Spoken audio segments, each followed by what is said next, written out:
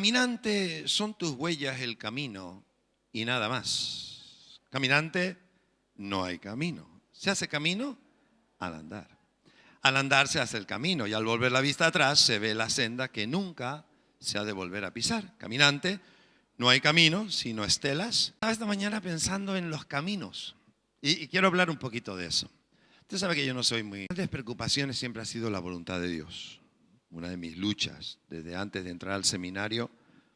Yo recuerdo que oraba al Señor y decía, Señor, ¿qué hago? ¿Qué hago? Yo estaba terminando la mili, como ya algunos saben, y tenía muchas opciones, ¿verdad? Realmente tenía 4. Y bueno, tenía 3. Lo que pasa es que mi madre, que era una pesada, me dijo que por qué no iba al seminario. Y claro, esa nunca entraba en mi horizonte, porque yo tenía otros planes, evidentemente. Mi madre decía, ¿pero por qué no vas al seminario? Y yo, mamá, ¿pero cómo que el seminario? A mí no se me ha perdido nada del seminario. Y estábamos mi hermana y yo. Y después de un tiempo entramos en una preocupación. Esa preocupación nos llevó, porque claro, las fechas se acercaban, estábamos a principio de año, 1981, se acercaban las fechas donde, bueno, pues ya ella terminaba sus estudios, tenía que decidir la universidad que iba a estudiar, yo terminaba el servicio militar, tenía que decidir qué iba a hacer, etcétera. Y entonces, presión, otra vez presión. Y en esa presión yo buscaba a Dios, Señor, quiero hacer tu voluntad. Y entonces empecé a investigar sobre eso y empecé a oír sermones sobre eso, porque me preocupaba. Llega un momento que como cristianos debe quemarnos, arder en nosotros el deseo de hacer la voluntad de Dios. Pero algo claro, muy claro, es que Dios ya tiene una voluntad, ya tiene un plan, ya tiene cosas pensadas para nosotros. La cuestión es si voy a entrar en eso o no entro o cómo le hago. Pero que tenerlo tiene. Por eso no estoy de acuerdo con estos textos. Estoy de acuerdo en cierta manera, pero no en todas, ¿verdad? Caminante no hay camino, perdón. Camino sí hay. Corrijo. Aquí dice el pobre, en fin, la luz que cada uno tiene. Caminante no hay camino. Perdón, camino sí hay. Excuse, camino sí hay. ¿Se hace camino a andar? Cierto, es verdad. Cuando caminamos hacemos camino. Y ese camino es historia, por supuesto. Pero antes de caminar, sí hay camino. Y esto es lo que te quiero mostrar en esta. Entonces, tú puedes caminar por donde te dé la gana y al caminar tú haces camino. Y miras para atrás y reconoces el camino y puedes escribir sobre el camino y hablar sobre el camino. Pero pensar que cuando miro para adelante no hay camino, me lleva entonces a plantearme con qué recursos voy a hacer ese camino. Y esta es la gran diferencia que nos encontramos entre el mundo y Cristo. ¿Cuántos aquí son cristianos? Que viene de Cristo.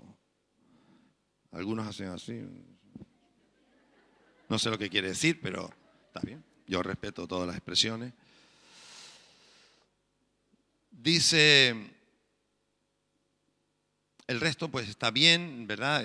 Al volver la vista atrás se ve la senda que nunca se ha de volver a pisar. Ciertamente, por donde pasé ya nunca volveré a pasar. Pero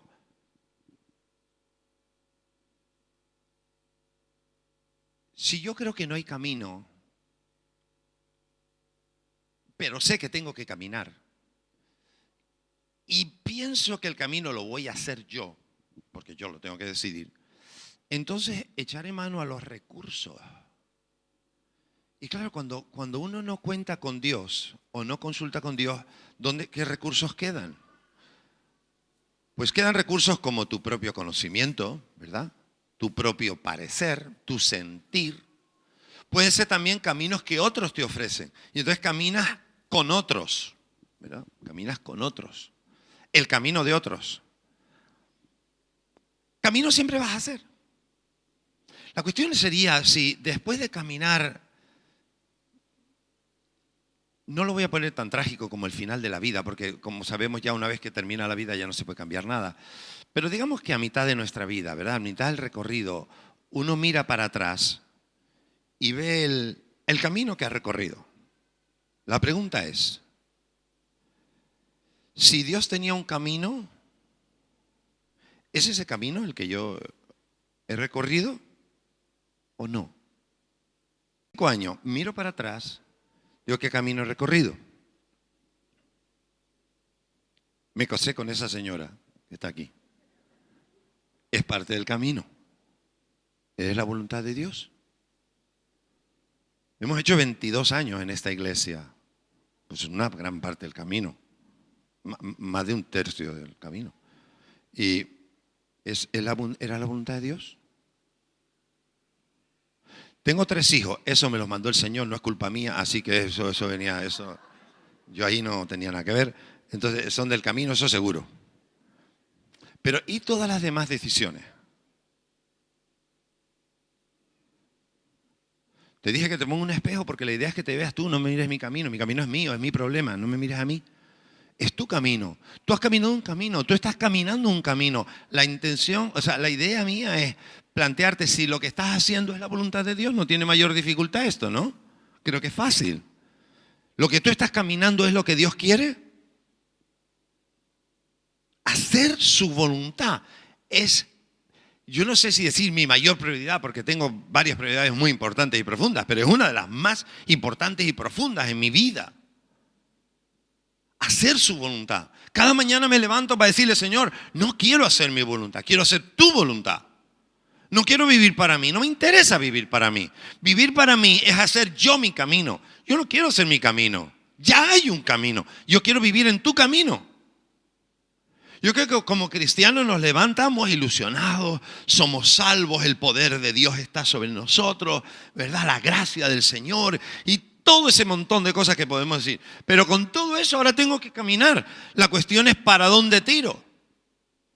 Y en aquel momento, hace ya un montón de años atrás, yo tenía esa lucha, ¿no? ¿Y para dónde tiro? ¿Y qué hago? Y me tocó buscar y buscar y buscar, hermano. Porque tenía la presión del tiempo.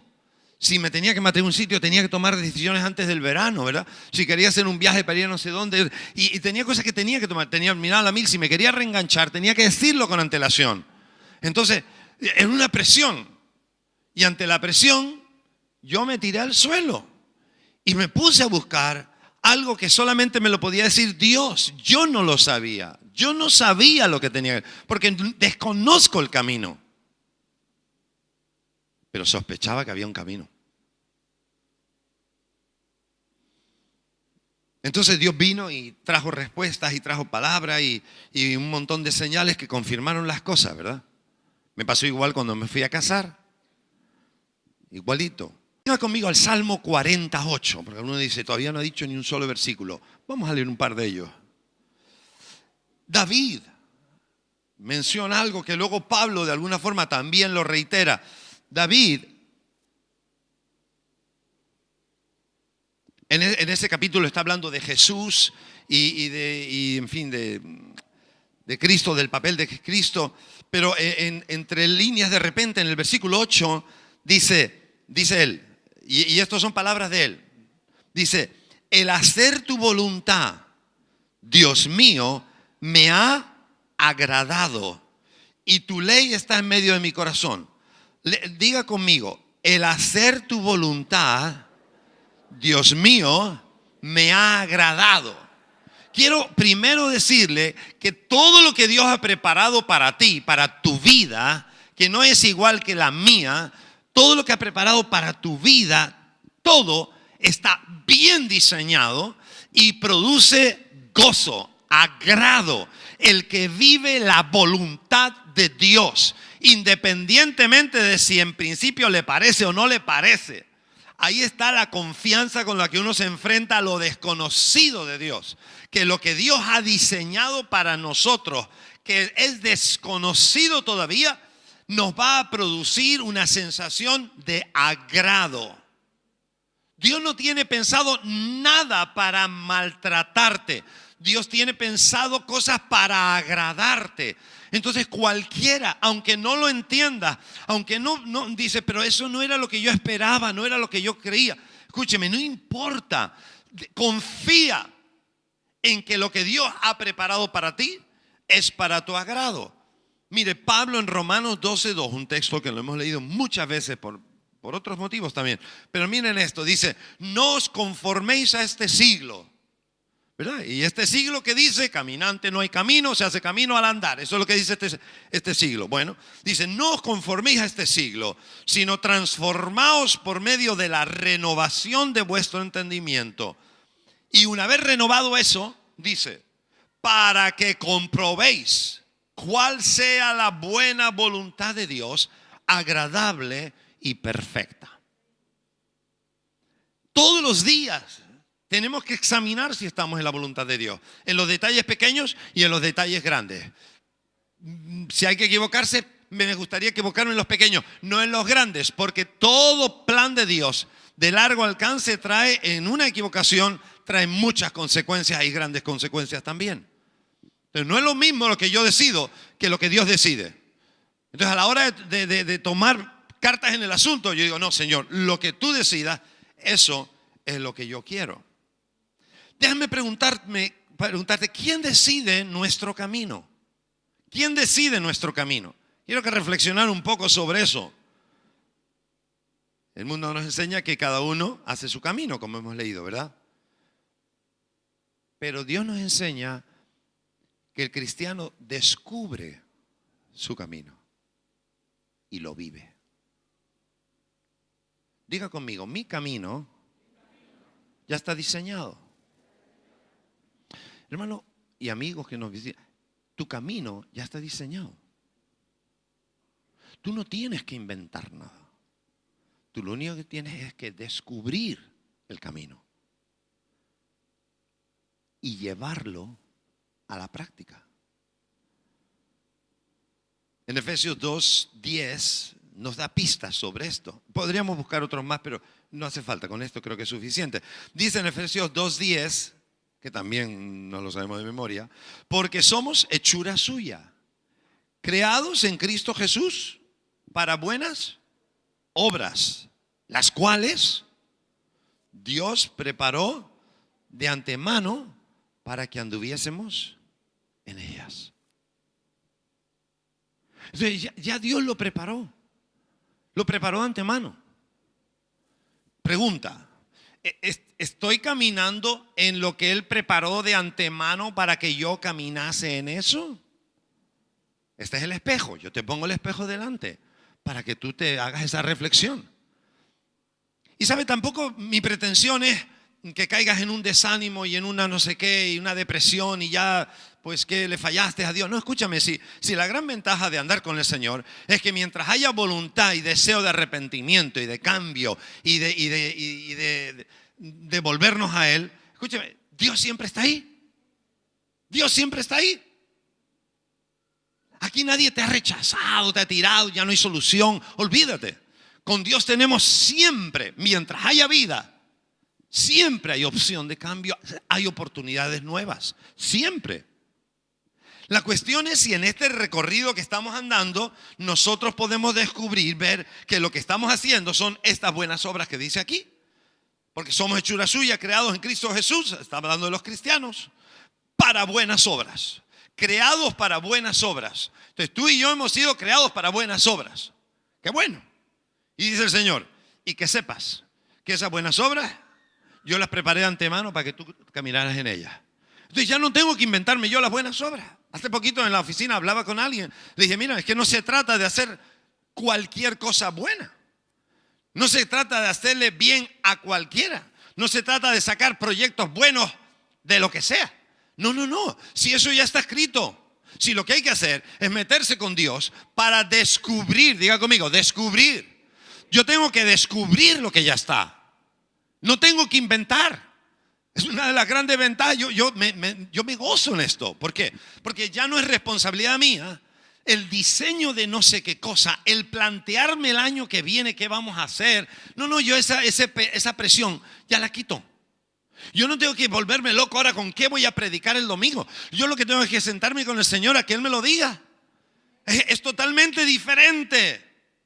Nuestra vida tiene que ser de esa manera. Por eso una vida descansada. Porque la responsabilidad, en el fondo la responsabilidad de mi camino, de lo que va a haber en mi camino, no es mía, es de Dios. En cambio, cuando yo tengo que hacer el camino, sí tengo la presión de qué es lo mejor, cómo hago esto y qué voy a hacer, porque tengo varias opciones y en qué me baso para elegir unas y elegir otras, y me equivocaré, no me equivocaré. Escúcheme, qué bueno es Dios. Yo no tengo que volverme loco. Hombre, tampoco pienso que a la hora de ir al supermercado a comprar un cepillo de dientes rojo o verde, tengo que estar diciendo, Señor, rojo o verde. No, hombre, a tanto no llego. No sé dónde están los límites, pero sí sé que Dios tiene puesto un camino para que yo recorra. Y es ahí donde yo no me quiero equivocar. Dile que está a tu lado, no tienes que equivocarte. No te puedes equivocar. Otra de las preguntas que yo me hice, ¿cuántas voces oímos? ¿Cuántas voces oímos? Bueno, muchas, evidentemente muchas. Pero vamos a partir de esta reflexión. Somos alma, cuerpo y espíritu. Somos tres cosas, estamos compuestos de tres cosas, ¿no? Alma, cuerpo y espíritu. Entonces, el cuerpo como cuerpo en sí, pues no tiene demasiada responsabilidad en el sentido de que mi cuerpo no piensa. Mi cuerpo no piensa. Por mi cuerpo percibo las cosas, pero mi cuerpo en sí mismo no piensa. Tampoco el espíritu va a pensar. No se va a entretener en pensar. Mi espíritu es el que me permite entenderme con Dios, sentir a Dios y todo lo espiritual. Y con mi cuerpo me relaciono con lo natural. ¿Y qué es lo que queda? El alma. El alma que pecare, esa morirá. No es el cuerpo que pecare, ni el espíritu que pecare. El alma que pecare, esa morirá. Entonces, de las tres, me doy cuenta que la responsable final de las decisiones que yo tomo, que luego además tendré que dar cuenta delante de Dios, es el alma. Es el alma.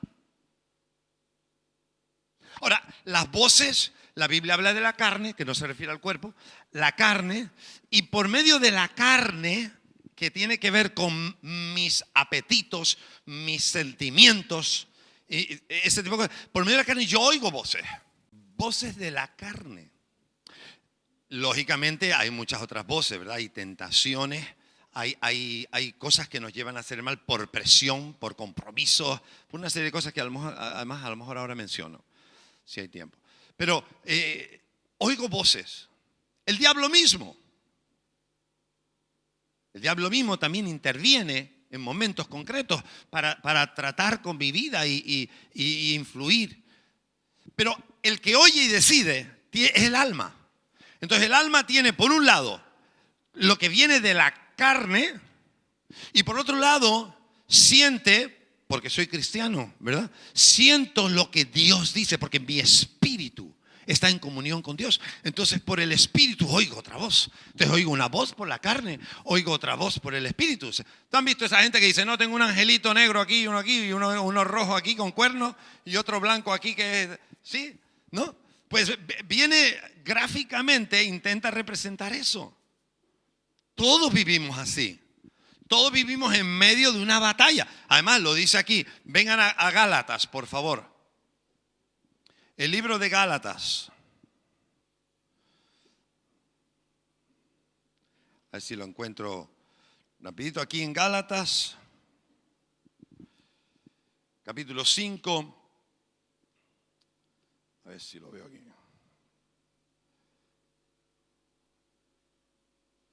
Dice aquí, en el versículo 10. Digo pues, escúcheme, andad en el espíritu. En otras palabras, de las dos fuentes que tengo, la carne por un lado, el espíritu por el otro, ¿verdad? Que son los que hablan a mi vida.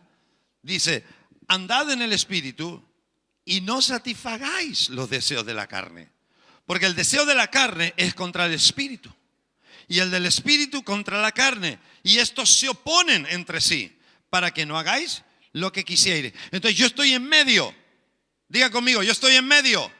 Escúcheme, usted está en medio de unas voces.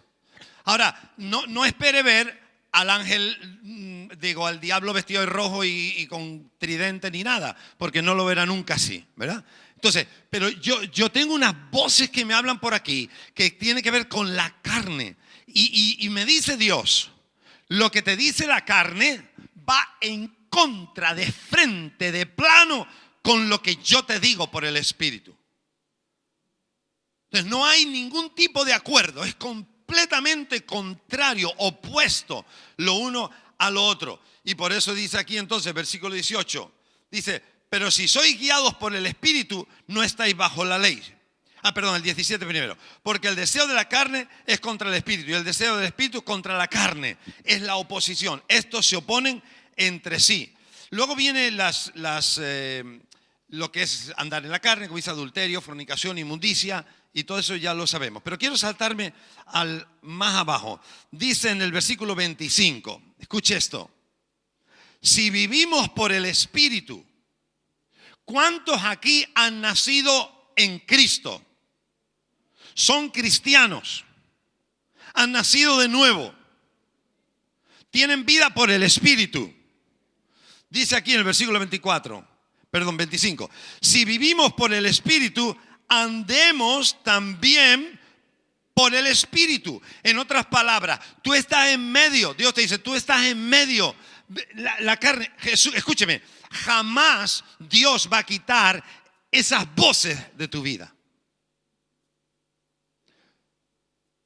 Para los que estamos gorditos, siempre que pasemos por una dulcería buena, miraremos. Otra cosa es que caigas o no caigas, pero miramos. Las voces siempre estarán. Siempre. Dios no va a quitar las voces. La cuestión es que mi alma, que está en el centro, que oye una cosa y oye la otra, tiene que tomar la decisión. ¿Quién toma la decisión? Sí, esa es la teoría. Mire, hay almas que no toman decisiones, sino que se dejan llevar. ¿Qué me da gustirrinín? Eso hago. ¿A qué hora hay que levantarse? Dijeron.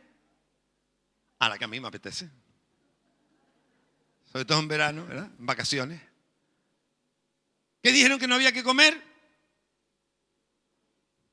¿Entiende? Entonces, eso son decisiones. Todos los días tomamos decisiones. Mi pregunta, además hemos charlado alguna vez también, Josué y yo, del tema. ¿Quién está en control? ¿Quién está en control? Cuando usted se levanta en la mañana y se levanta tarde, ¿quién está en control? Usted se propuso, además que yo lo sé, se propuso el día 1 de enero de este año adelgazar. Usted se lo propuso. Yo lo sé, me consta.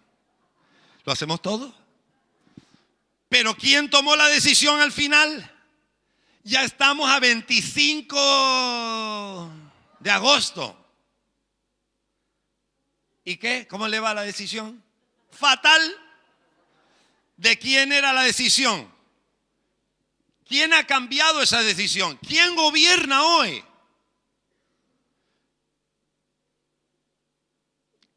Yo sé que algunos hombres lo han dicho, no, de esta hablo con mi mujer, no, los pantalones los voy a llevar yo, se acabó, aquí las decisiones las tomo yo y ya de estas me revelo, o sea, no, mi mujer no me gobierna más. Sí, eso son cosas espontáneas de un segundo, ¿verdad? Son decisiones que se quedan aquí y ahí sigue, gobernado. ¿Cuántas decisiones tomamos que sabemos que teníamos que tomar o no?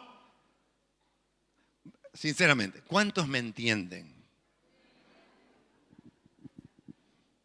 Claro. Entonces, ¿quién decide nuestro camino? ¿Quién decide al final? Y te vas a dar cuenta que en muchas ocasiones Tu voluntad no decide, sino que tu voluntad se deja llevar. ¿Quién está en control? La carne, porque tú le dejas. Pero tienes la voz del Espíritu. Y el Espíritu Santo de Dios habla a tu vida todos los días. Y en esa búsqueda de cada día de estar con el Señor, de leer su palabra, de descansar en Él, de pasar tiempo, aunque sea callado en su presencia, son los tiempos donde mantenemos viva esa relación y eso tierno de nuestro corazón y de nuestra sensibilidad, de nuestro espíritu al Espíritu de Dios.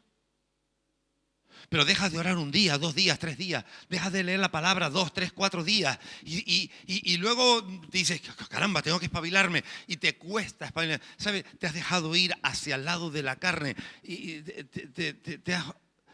has descuidado tu trato con el Espíritu Santo.